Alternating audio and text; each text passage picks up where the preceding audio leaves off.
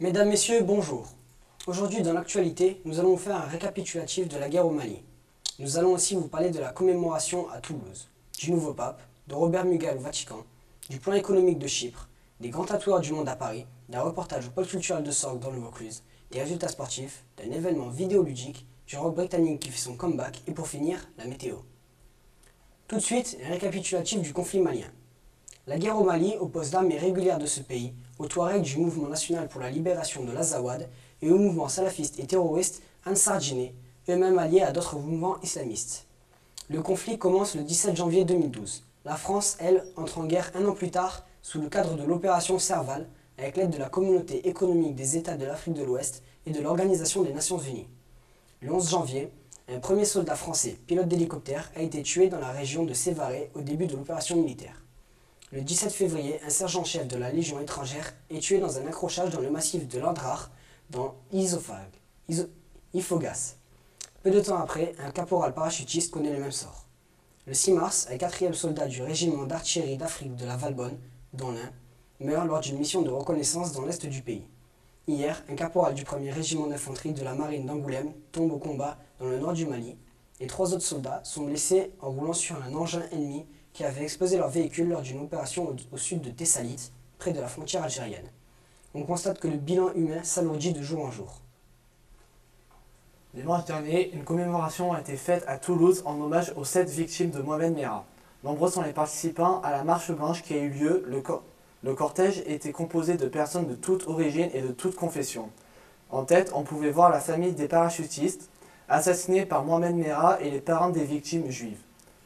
Les représentants des communautés musulmanes et juives, unis dans un même élan et une même douleur, ont participé à cette commémoration. Le président de la République a déclaré « La lutte contre le terrorisme ne suppose aucun relâchement, aucune faiblesse, aucune négligence. Il s'agit d'une lutte globale. C'est pourquoi la France fait son devoir au Mali au nom de la communauté internationale pour empêcher l'installation d'un sanctuaire terroriste. » François Hollande a également comparé la tragédie de l'école juive aux enfants morts pendant la Seconde Guerre mondiale. Il a promis que toutes les lumières seraient faites sur la tuerie de Toulouse. Le maire de Toulouse a promis que les victimes ne seraient jamais oubliées. Il a trôné les valeurs laïques, fraternelles et d'acceptation de l'autre qui ont été bafouées par un assassin dont il a refusé de prononcer le nom à l'issue de la cérémonie.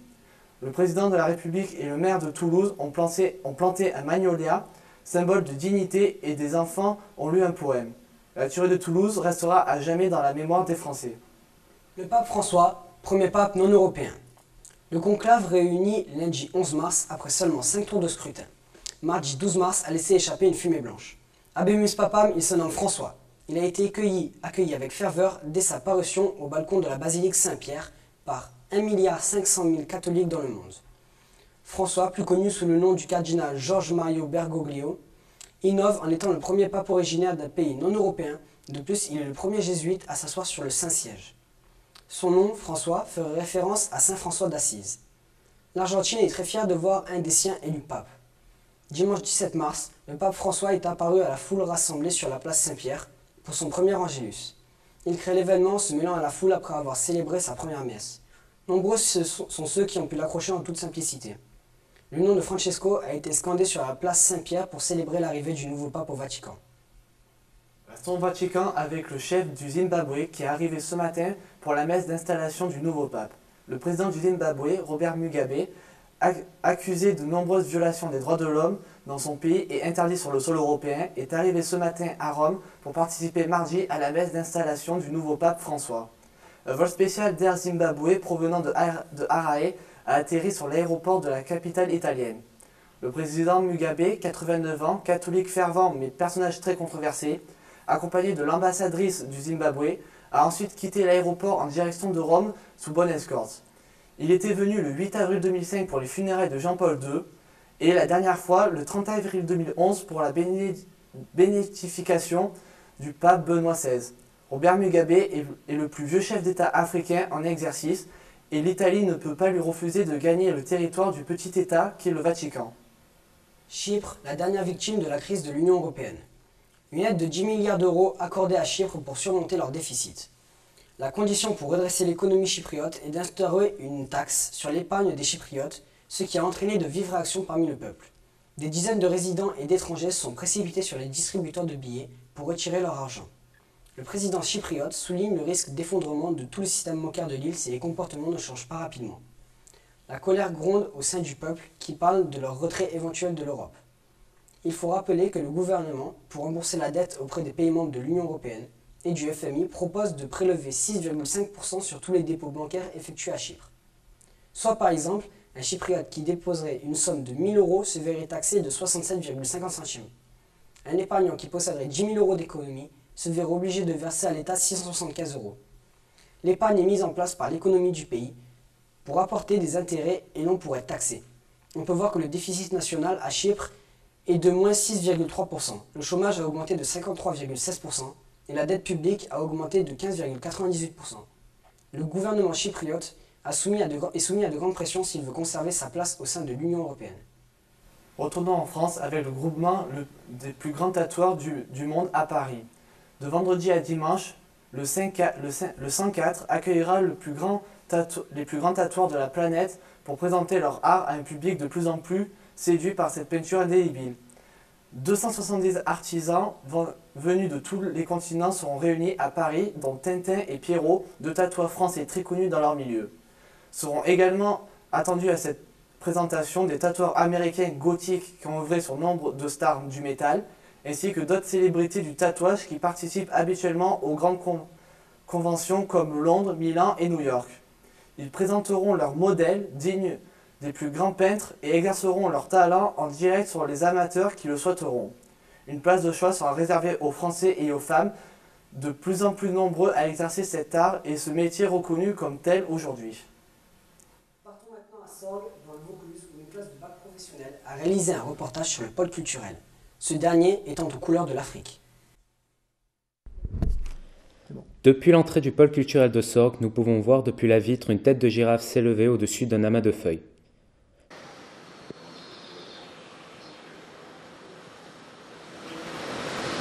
Et comme vous pouvez le constater, la savane a envahi la médiathèque et le pôle culturel. Tout le mois de mars, le pôle culturel vous invite pour un grand voyage aux couleurs de l'Afrique. Au programme, expositions, concerts, films, contes, débats et lectures. La médiathèque a décidé de mettre en avant l'auteur, historien, philosophe, écrivain, conteur et poète Amadou Hampâté-Bâ. Le pôle culturel a choisi comme thématique pour le mois de mars 2013 l'Afrique. Et nous, dans le cadre du secteur adulte, nous essayons toujours de mettre en avant un auteur. Et il était évident pour l'Afrique que l'auteur Amadou Hampâté-Bâ était celui qu'il fallait choisir et faire connaître au public. Déjà, nous avons acheté évidemment la grande majorité des ouvrages de ce monsieur. Nous avons essayé aussi de développer une bibliographie autour de la littérature francophone d'Afrique qui est actuellement visible sur le site.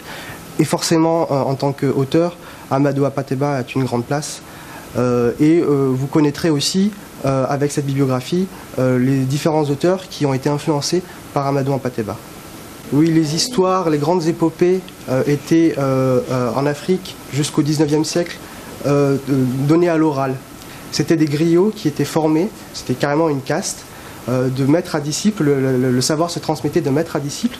Et ces griots, lors de grandes fêtes, de grandes cérémonies, c'était en fait des troubadours de l'Afrique, racontaient ces grandes épopées, ces grandes histoires à l'oral, et c'était comme ça que l'imaginaire collectif de l'Afrique passait dans les familles. Et c'est pour ça que l'oralité était importante. Amadou Hampâté-Bâ a été initié à l'islam par un maître, comme ça se faisait souvent dans les grandes familles à l'époque, par un maître qui s'appelait Thierno Bokar. Et il a été inspiré par ce qu'on appellerait aujourd'hui un islam des Lumières, en tout cas un islam soufi, qui est teinté de spiritualisme. Et tout au long de sa vie, il a essayé le plus possible de créer des liens avec les autres religions. Et notamment au niveau de l'œcuménisme chrétien, avec les chrétiens, c'est quelqu'un de très important. Amadou Hampâté-Bâ, c'est un grand homme qui a compté triplement, d'une part pour la culture africaine, par son travail de collectage, son travail de mémoire qui est très important, pour la culture française parce qu'il s'est appliqué à écrire en français Il fait partie du monde francophone et il a participé au rayonnement de la langue française dans le monde entier. Il est important aussi politiquement et religieusement, puisqu'il a été très engagé sur tous les fronts, notamment lors de l'indépendance. Il a été ambassadeur, il a été à l'UNESCO et il a conclu de nombreux séminaires autour de l'islam. Vraiment, d'un point de vue personnel, moi j'ai beaucoup lu ses ouvrages et il m'a beaucoup apporté, notamment Vie et sage de Tierno Bokar, qui raconte l'histoire de son maître spirituel. À présent, les résultats sportifs. Football, Paris Saint-Germain égalise avec Saint-Etienne 2-2 au Chaudron. Rugby, les Gallois gagnent le Grand Chelem grâce à une victoire écrasante contre les Anglais 30-3. Les Français finissent derniers malgré leur victoire contre les Écossais 23-16. Ski, Martin Fourcade, vainqueur en Russie, remporte un nouveau globe de cristal et réalise ainsi le Grand Chelem dans sa catégorie. Tennis, Rafael Nadal revient au plus haut niveau, plus motivé que jamais après 7 mois d'inactivité. Sa motivation et son exercice lui permettront de retrouver sans tarder le top 5 des meilleurs joueurs mondiaux, comme nous le montre sa victoire contre Del Porto à Indian Wells, en Californie. Le plus grand regroupement de jeux vidéo ludiques de ce début d'année. La société de développement Activision, connue pour leur mythique série de jeux Call of Duty, organise du 5 au 7 avril le World Call of Duty Championship en partenariat avec Xbox. Cette compétition réunira à Los Angeles, sur le site d'Hollywood, les meilleurs joueurs du monde répartis en 8 équipes de 4 personnes. Ces derniers s'affronteront sur le dernier volet de la série Black Ops 2. Cette compétition est un événement d'importance majeure dans la communauté du jeu, car, en effet, de nombreux gamers se présentent chaque année pour y prendre part, leur permettant de mettre au beau jour leur performance sur les Xbox Live avec les autres joueurs lors de la qualification sur le serveur d'Activision. Le président d'Activision Publishing tient à mettre l'accent sur le fait que cet événement a pour but de rassembler les joueurs dans un esprit de camaraderie qui prennent plaisir à partager leur expérience de jeu et à montrer leur performance. Comme pour tout concours, une récompense est à la clé, et celle du World COD Championship n'est pas des moindres. En effet, l'équipe gagnante remportera une prize pool équivalente d'une cagnotte d'1 million de dollars. La plupart des parties seront enregistrées et les vidéos du concours seront disponibles sur le site officiel du jeu ou sur le site d'Activision. Vous pourrez ainsi voir les performances des meilleurs joueurs du monde et qui sait, peut-être vous préparer pour l'édition de l'année prochaine. Et tout de suite, la météo. Mesdames, Messieurs, bonjour. Dans la matinée, le temps restera perturbé sur le pays. Des chutes de neige concernant l'est du pays s'atténueront dans l'après-midi en laissant place à quelques éclaircies. En Provence, nous aurons quelques rayons de soleil avec un risque de neige mineur sur les hauteurs. Avec un vent du sud, toujours présent bien sûr. Dans le nord de la France, le temps restera nuageux, suivi l'après-midi de fortes pluies orageuses malheureusement. Les températures, pour la matinée, resteront stables avec une moyenne de 7 degrés dans le nord et une moyenne de 8 degrés dans le sud. Dans l'après-midi, les températures remonteront jusqu'à 9 degrés dans le nord, 11 pour le sud-est et jusqu'à 13 dans le sud-ouest. Demain, nous fêterons les Joseph. Je vous souhaite une agréable journée. Merci d'avoir suivi ce journal télévisé. Au revoir et bonne journée.